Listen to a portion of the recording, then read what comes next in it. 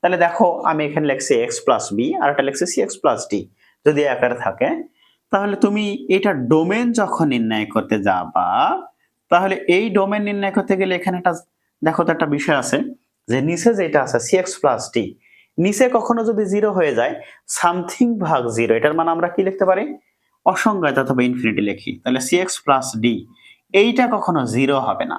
তাহলে C X plus D is not is equal to zero. C X plus D কেন zero হবে না? যদি এক্স প্লাস বি ভাগ সি এক্স প্লাস ডি নিচেরটা যদি জিরো হয়ে যায় তাহলে ইনফিনিটি হবে। কেমন করে হবে? মনে করো 1 ভাগ 0 এটার মান আমরা কত লিখতে পারি? ইনফিনিটি লিখতে পারি। 2 ভাগ 0 এটার মান কত লিখতে পারি?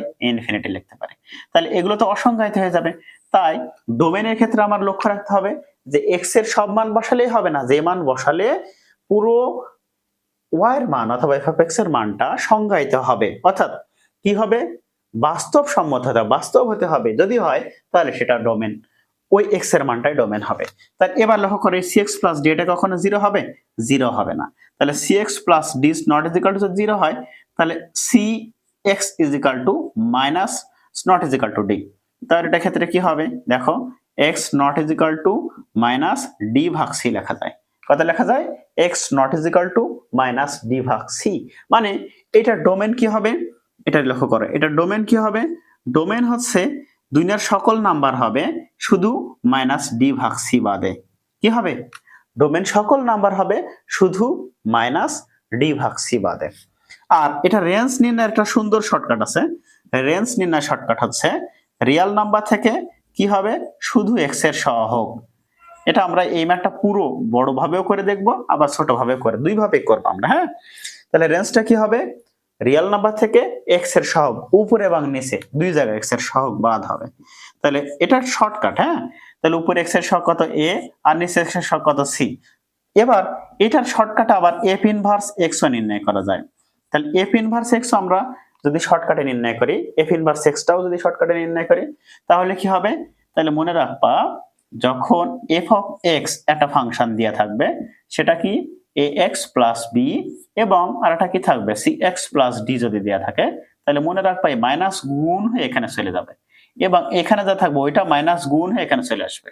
তাহলে দুইটাই মাইনাস গুণ হয়ে যাবে। হ্যাঁ, তাহলে f ইনভার্স অফ x বিপরীত ফাংশন, এটা কি হবে? বিপরীত ফাংশন হবে মাইনাস dx প্লাস বি, আর এটা কি হবে cx মাইনাস ডি, দুইটাই হবে। তাহলে এটার বিপরীত ফাংশন কি আসলো?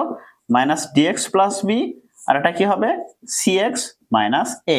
দেখো এইখানে প্লাস ডি ছিল, ডি এর সাথে প্লাস মাইনাস মাইনাস গুণ হয়ে এখানে চলে গেছে, আর a ছিল ওটা প্লাস মাইনাসে মাইনাসে ওখানে চলে গেছে। বুঝতে পেরেছো?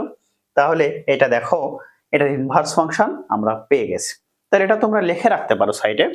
এখন আমরা একটা ম্যাথ নেব। হ্যাঁ, এই ম্যাথটা তোমরা বড় ভাবেও করেছো, আমরাও বড় ভাবে করব, করে তারপরে দেখবো আমাদের যে শর্টকাট তৈরি করলাম এর সাথে মিলে কিনা। তাহলে দেখো আমরা এই ম্যাথের দিকে যাই। আমরা একটা ভগ্নাংশের একটা ম্যাথ নেব। হ্যাঁ, তাহলে ভগ্নাংশের একটা ম্যাথ নিয়ে দেখি আমরা যে শর্টকাট তৈরি করলাম এটা কেমন লাগে বা কিরকম হতে পারে, হয় কিনা, তাই না? তাহলে দেখো আমরা মনে করো এফ অফ এক্স একটা ফাংশন নিয়েছি, এফ অফ এক্স এটা ইজ ইকুয়াল টু লিখলাম হচ্ছে কত 2x প্লাস 3 ভাগ মনে করো x মাইনাস কত লিখবো x মাইনাস 1 লিখলাম। এবার দেখো এটার আমরা যদি ডোমেন নির্ণয় করি, ডোমেনের ক্ষেত্রে কি হবে? এটা যদি আমরা ডোমেন নির্ণয় করি তাহলে ডোমেনের বিষয় হচ্ছে ডোমেন বিষয়টা কি হবে যে এই নিচে যা থাকবে এইটা জিরো হবে না। তাহলে এটার ক্ষেত্রে কি হবে? x not is equal to 1 হবে না। তাহলে এটা ডোমেন হয়ে গেল ডি অফ এফ কি হবে? রিয়েল নাম্বার থেকে এই যে 1 বাদ হবে। অর্থাৎ আমি এখানে দেখো আমি শর্টকাটে লিখেছিলাম কি রিয়েল নাম্বার থেকে মাইনাস ডি ভাগ সি বাদ, ডি কি ছিল? cx প্লাস ডি ছিল। তাহলে আমরা ওইটা যদি কম্পেয়ার করি তাহলে x মাইনাস 1 ছিল না? তাহলে এখানে ডি এর মান 1 আর সি এর মান 1, ডি এর মান মাইনাস 1 আর সি এর মান 1, তাহলে মাইনাস 1 ভাগ 1, তাহলে মাইনাস মাইনাস প্লাস হয়ে গেছে, এখানে একটা মাইনাস ছিল। ক্লিয়ার? এটা দেখো ডোমেন বুঝে ফেলেছো। এবারে রেঞ্জ নির্ণয় করতে গেলে দেখো এবার আমরা কি করব? রেঞ্জ নির্ণয়। রেঞ্জ নির্ণয় করতে গেলে আমার বিপরীত ফাংশন লাগে। যদি তুমি বিপরীত ফাংশন একটা ফাংশনের বিপরীত ফাংশন নির্ণয় না করো তাহলে তার আমরা রেঞ্জ নির্ণয় করতে পারি না। কেন?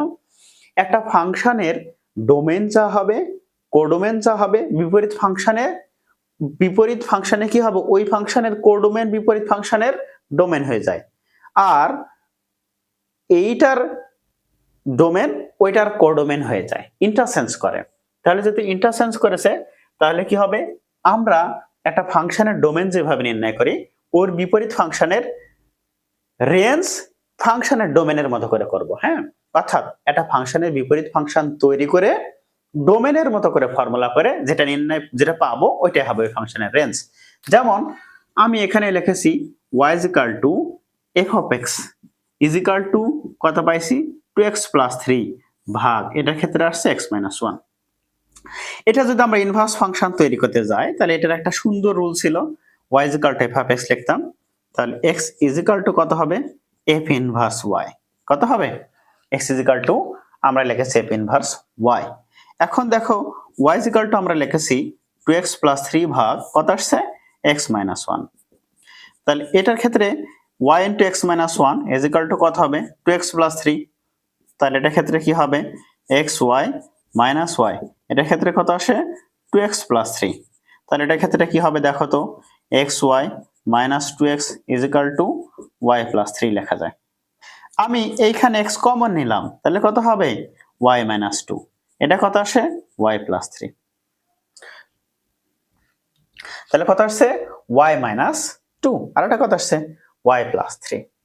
এবার দেখো আমরা কি লিখতে পারি, তোমরা এটা এটা এটা কি লিখে রাখছিলে, এটা আমি সাইডে লিখে রাখি। হ্যাঁ, এটা এখানে লাগছি না, আমি সাইডে লিখে রাখতেছি, এটা সাইডে লিখে রাখতেছি। দেখো এটা আমরা পেয়েছিলাম যে আমরা কি ছিল, আমি সাইডে এটা ছোট করে লিখে রাখতেছি যে ডোমেন কোডোমেন আর ইনভার্স দুটাই লিখে রাখতেছি। তাহলে f of x is equal to যদি কি হয় ax plus b আর এটা কি হবে cx plus d হলে এটা ডোমেন ছিল হচ্ছে রিয়েল নাম্বার থেকে কি ছিল মাইনাস d ভাগ c, আর রেঞ্জ ছিল রিয়েল নাম্বার থেকে x এর সহগ a ভাগ c বাদ, আর f ইনভার্স x ছিল হচ্ছে কি ছিল মাইনাস dx plus b আর cx মাইনাস a, মানে এটা ওখানে যেত আর ওটা এখানে মাইনাস গুণ আকারে চলে আসতো। দেখো আমরা এবার ম্যাথ করে তাই পাই কিনা। এখন এখানে দেখো আমরা পাইছি হচ্ছে x is equal to কত হবে, x is equal to পাবো y plus 3 ভাগ কত পাবো y minus 2, ঠিক আছে না। তাহলে এইখানে দেখো আমার x সমান কি ছিল, x সমান ছিল f ইনভার্স y, x সমান কত ছিল f ইনভার্স y, তাহলে এটা ক্ষেত্রে আমরা কত পাবো f inverse y is equal to কত পাবো y plus 3 ভাগ y minus 2। এবার এই যে f ইনভার্স y যেটা পেলাম, এই f ইনভার্স y এর জায়গায় আমি যদি x লিখে দিই তাহলে কত পাবো x plus 3 ভাগ x minus 2 পাবো না, x plus 3 ভাগ x minus 2 পাবো। তাহলে এইটার এই বিপরীত ফাংশনের যেটা ডোমেন ওই ফাংশনের কি হবে ওইটাই রেঞ্জ হবে। তাহলে এই ফাংশনের আমরা তাহলে এই বিপরীত ফাংশনের ডোমেন নির্ণয়ের ক্ষেত্রে যে হবে তাহলে সেই ফাংশনের কি হবে ওই যে পূর্বে যে ফাংশন ছিল পূর্বে যে ফাংশনের রেঞ্জ হবে।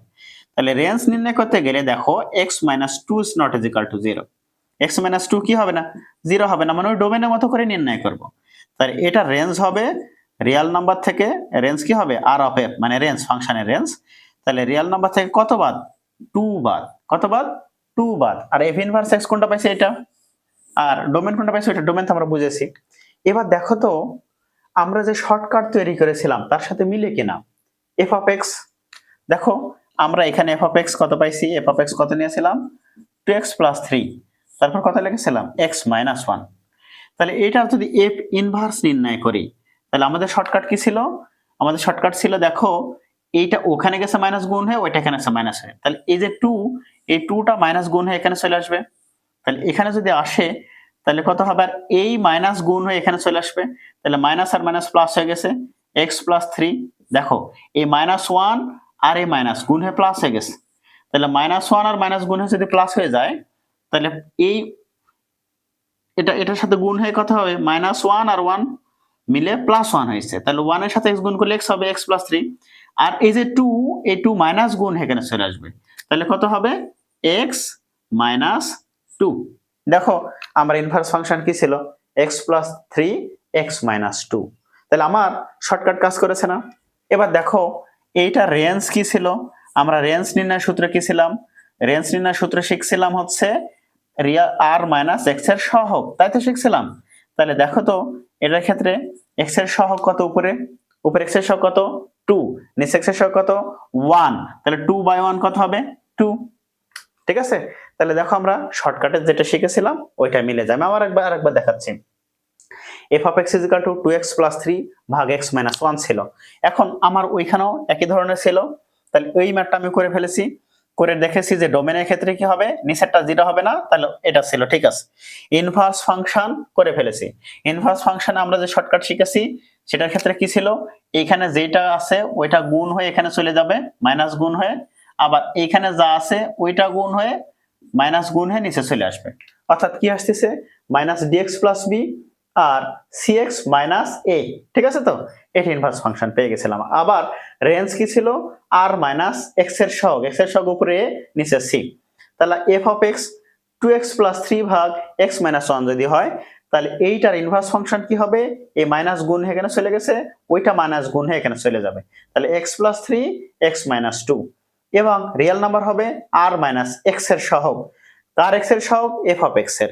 তাহলে এফ অফ এক্স এ উপরে এক্স এর সহগ কত আছে 2, নিচে এক্স এর সহগ কত আছে 1, তাহলে 2 ভাগ 1 কত হবে 1 হবে। বুঝতে পেরেছো?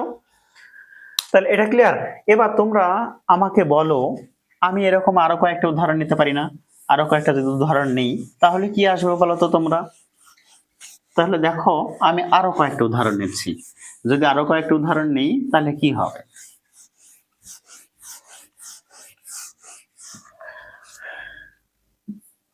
আমি এবার নিচ্ছি হচ্ছে, মনে করো f of x is equal to x plus 3, নিলাম হচ্ছে 3x plus 3, তারপর লিখলাম হচ্ছে 2x plus 5। তাহলে এটা ডোমেন কি হবে বলো তো? ডোমেন কি হবে, রিয়াল নাম্বার থেকে কত বাদ হবে, মাইনাস ডি ভাগ সি, তাহলে মাইনাস 5 ভাগ 2, এই যে কত হবে মাইনাস ডি ভাগ সি, মাইনাস 5 ভাগ 2। তারপরে কি হবে, রেঞ্জ কত হবে, রেঞ্জ হচ্ছে আর মাইনাস এক্স এর সহগ উপরে কত 3 আর নিচে কত 2।